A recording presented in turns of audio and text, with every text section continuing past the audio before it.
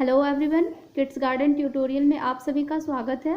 आज हम लोग क्लास 8 की सिविक्स का चैप्टर 3 जिसका हेडिंग है संसदीय शासन व्यवस्था, इसका आज हम लोग क्वेश्चन आंसर्स देखेंगे। ठीक है, तो बने रहिए वीडियो के साथ। अगर आप मेरे चैनल पे नए हैं तो प्लीज़ चैनल को सब्सक्राइब कर लीजिए ताकि आपको ऐसी ही वीडियोस इसके माध्यम से आपको मिलती रहेंगी। ठीक है, चलिए शुरू करते हैं। देखिए, सबसे पहले हमारे यहाँ पे फिल इन द ब्लैंक्स है। ठीक है, सबसे पहला है कि भारतीय राष्ट्रीय कांग्रेस की स्थापना तो ये है 1885 ईस्वी में हुई थी।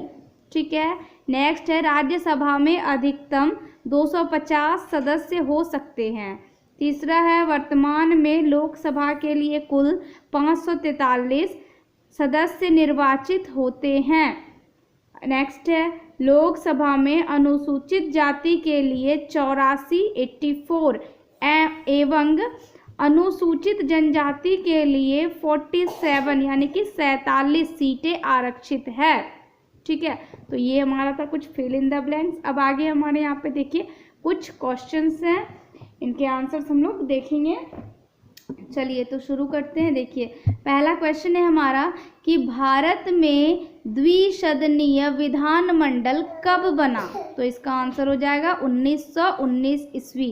ठीक है, नेक्स्ट क्वेश्चन है हमारा कि संयुक्त राज्य अमेरिका में कौन सी शासन प्रणाली है? तो इसका आंसर हो जाएगा अध्यक्षात्मक शासन प्रणाली, अध्यक्षात्मक शासन प्रणाली। ठीक है, नेक्स्ट है हमारा कि भारतीय संसद के तीनों अंगों के नाम लिखिए।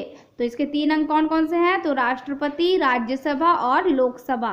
ठीक है, नेक्स्ट क्वेश्चन है कि 16वीं लोकसभा का चुनाव कब हुआ था? तो इसका आंसर हो जाएगा 2014 ईस्वी में।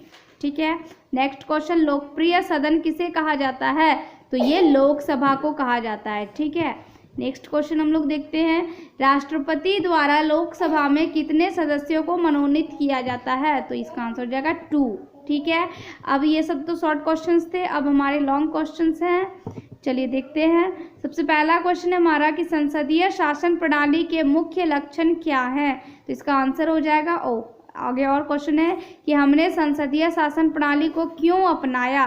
तो इसके आंसर्स हो जाएंगे संसदीय शासन प्रणाली में कार्यपालिका अपनी वैधता विधायिका यानी कि संसद से प्राप्त करती है तथा विधायिका के प्रति उत्तरदायी होती है। इसमें कार्यपालिका और विधायिका परस्पर जुड़े हुए होते हैं। ठीक है, तो ये संसद शासन प्रणाली के लक्षण थे। ठीक है, अब जो हमें पूछा गया है कि हमने इसे क्यों अपनाया, तो भारतीय राजनीति की ऐतिहासिक पृष्ठभूमि तथा तत्कालीन दृष्टिकोण को ध्यान में रखकर संसदीय शासन प्रणाली को स्वीकार किया गया है।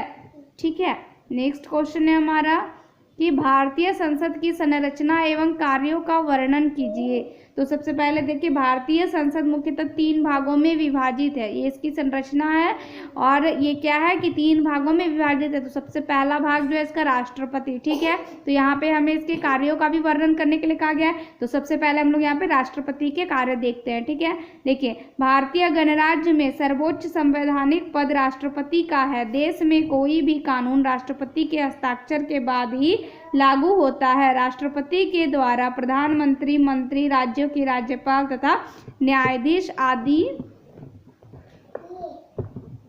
की नियुक्ति की जाती है। आपात स्थिति में पूरे देश की बागडोर राष्ट्रपति के हाथों में आ जाती है। राष्ट्रपति वैश्विक स्तर पर देश का प्रतिनिधित्व करता है। कार्यपालिका संबंधी कार्य राष्ट्रपति के नाम से संपादित होता है। ठीक है, तो ये था आपका पहला भाग राष्ट्रपति के कार्य। ठीक है, अब सेकंड हम लोग देखते हैं इसका जो भाग है वो है राज्यसभा। तो इसके क्या कार्य है? देखिए, राज्यसभा मुख्य रूप से देश के राज्यों की प्रतिनिधि के रूप में काम करती है। राज्यसभा भी कोई कानून बनाने का प्रस्ताव पेश कर सकती है। कोई भी विधेयक बिना राज्यसभा की मंजूरी के कानून का रूप नहीं ले सकता है। यह लोकसभा द्वारा पारित किए विधेयक की समीक्षा तथा आवश्यक संशोधन करती है। ठीक है, अब इसका थर्ड पार्ट जो है वो है लोकसभा। इसके क्या कार्य हैं? तो देखिए यहाँ पे विभिन्न लोकसभा निर्वाचन क्षेत्रों से निर्वाचित सदस्यों से लोकसभा का गठन किया जाता है।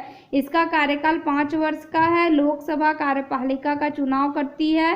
कार्यपालिका कानूनों को लागू करने का काम करती है। ठीक है, तो ये संसद की संरचना एवं उसके कार्य थे। अब हमारा नेक्स्ट क्वेश्चन है, संसदीय प्रणाली और अध्यक्षीय प्रणाली में क्या अंतर है। ठीक है, तो यहाँ पे देखिए संसदीय प्रणाली 3 भागों में विभाजित होती है। संसदीय प्रणाली में कार्यपालिका अपनी वैधता विधायिका से प्राप्त करती है।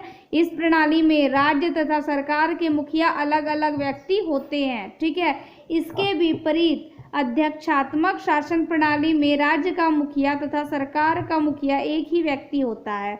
इसमें कार्यपालिका अपनी वैधता विधायिका से प्राप्त नहीं करता है। ठीक है, तो ये थे आपके कुछ क्वेश्चन आंसर्स। वीडियो पसंद आया हो तो प्लीज़ वीडियो को लाइक कीजिएगा, अपने फ्रेंड्स के साथ शेयर कीजिएगा, बिकॉज शेयरिंग इज़ केयरिंग। तो वीडियोस को अपने फ्रेंड्स के साथ शेयर कीजिए एंड अपने फ्रेंड्स की केयर कीजिए। ठीक है, थैंक यू फॉर वॉचिंग।